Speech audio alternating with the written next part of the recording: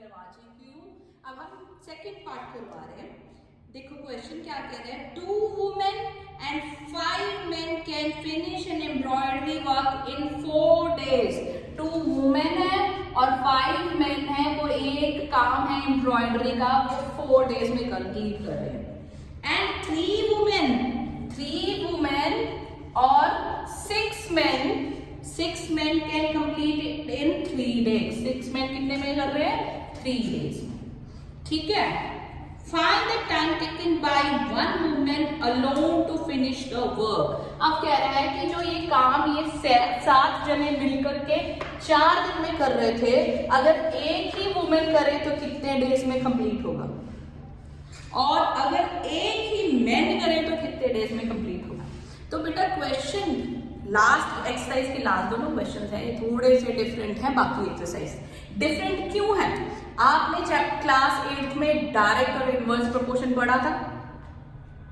आपको याद है कि जब डायरेक्ट प्रोपोर्शन होती थी तो एक चीज बढ़ता था, दूसरा भी बढ़ता था। कि हमारी क्लास में 5 बच्चे हैं, हम कितने कैंडीज मंगाएं कि सबको 5-5 मिल जाएं, या और अगर सपोज करो 2 और बच्चे आ गए तो कितनी और मंगानी पड़ेगी, तो कैंडीज बढ़ानी पड़ेगी। ठीक है, तो वो था डायरेक्ट प्रोपोर्शन। दूसरा होता था इनवर्स प्रोपोर्शन, कि एक चीज बढ़ती थी तो दूसरी घट जाती थी।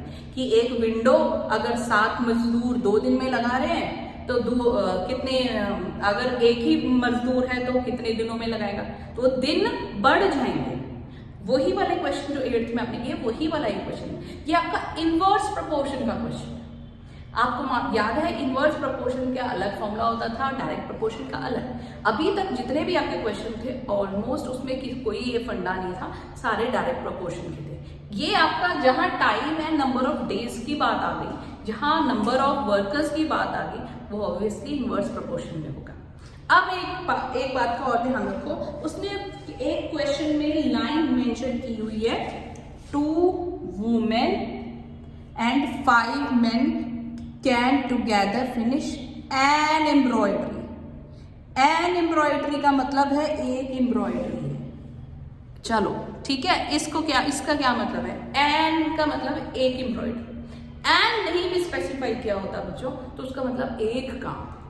जैसे आपको आपकी मदर आफ्टर आपकी ऑनलाइन क्लासों के बाद बोलते हैं बच्चों आज का काम हो गया, आप कहते हो आधा हो गया आधा रह गया। आप कई बार कहते ये नहीं कहते हो कि वे 5 सब्जेक्ट थे मैंने 3 कर लिए, या 6 सब्जेक्ट थे मैंने 3 कर लिए 3 रह गए। आप कहते हो आधा हो गया आधा नहीं, क्योंकि आप पूरे चाहे 5 सब्जेक्ट है चाहे 6 सब्जेक्ट, पूरे काम को एक मानना चाह रहे हैं। ठीक है, एक दिन का काम को हमने बोला एक, हमारा आधा काम हो गया आधा रह गया। ठीक है, तो इसमें भी हम क्या करेंगे, हम पूरे काम को एक मानेंगे। देखो कैसे करेंगे, आप मान लो कि आपने लिखा है time taken by 1 woman to finish the work is x days. एक औरत को काम खत्म करने के लिए मान लो x डे लग रहे हैं।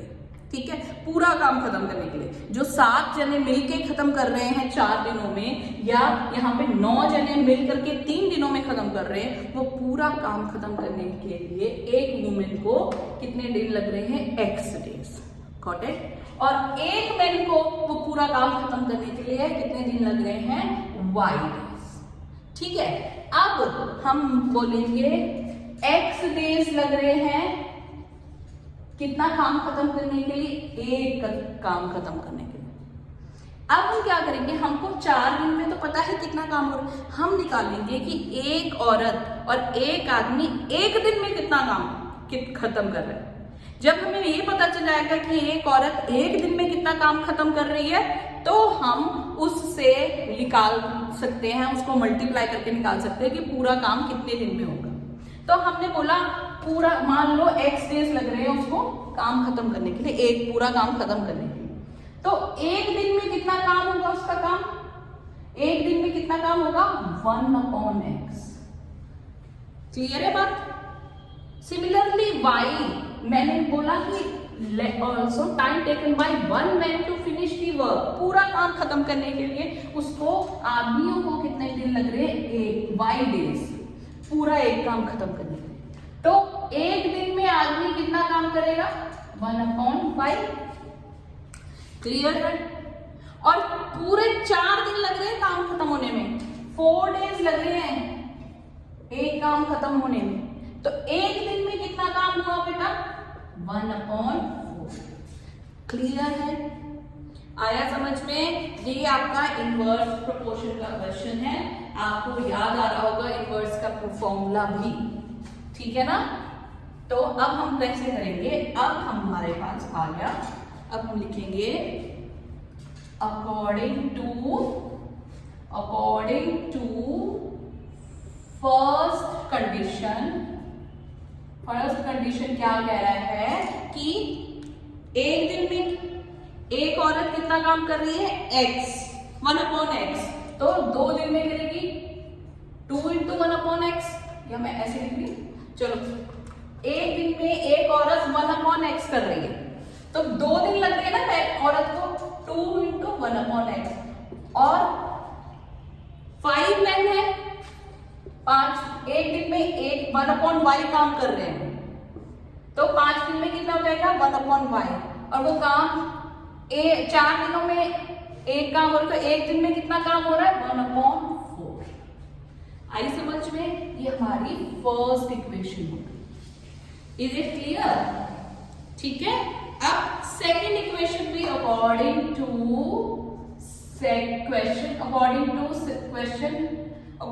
सेकेंड इक्वेशन, सेकेंड कंडीशन कह रहा है कि 3 औरतें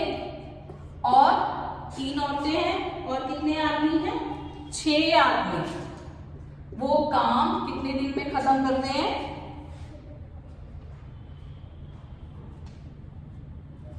3 दिन में, 1/3।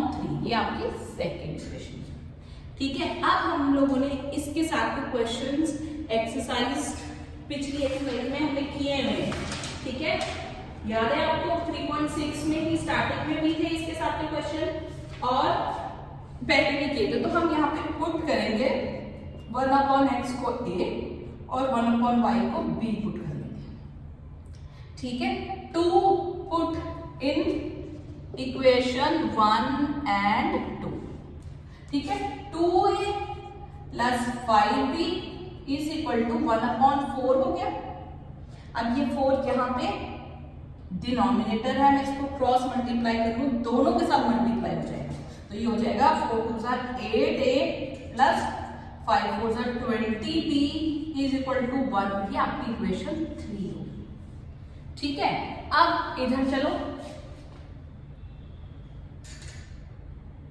ये आपकी हो जाएगा 3a + 6b = 1/3।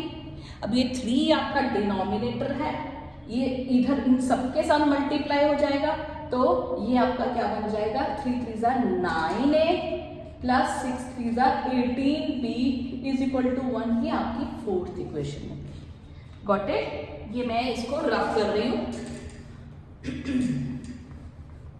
अब आप इक्वेशन 3 और 4 को इकट्ठे लिखेंगे, +20b = 1 और 9a + 18b = 1।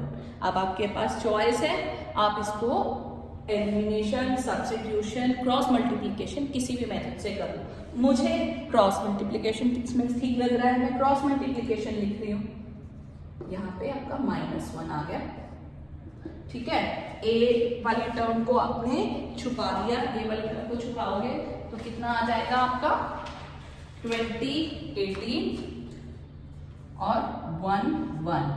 बी वाली टर्म को छुपा दिया तो 1, 1 ऑलरेडी है, 8, 9 और ये आपने कांस्टेंट वाली टर्म को छुपा दिया, 8, 9 तो है ही है, 20, 18। अब आप क्रॉस मल्टीप्लाई करोगे पहले ये वाली साइड से, तो a/20 - 18, 9 -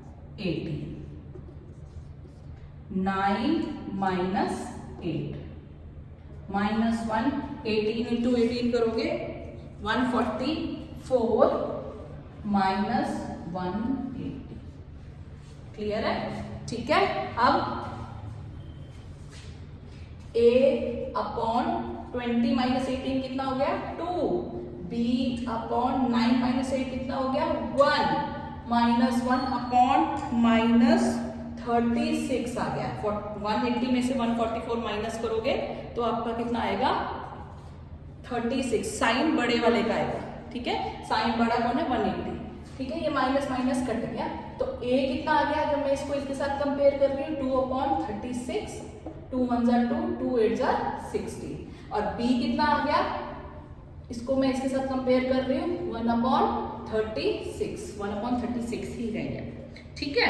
यहां तक कोई कंफ्यूजन तो नहीं किसी को।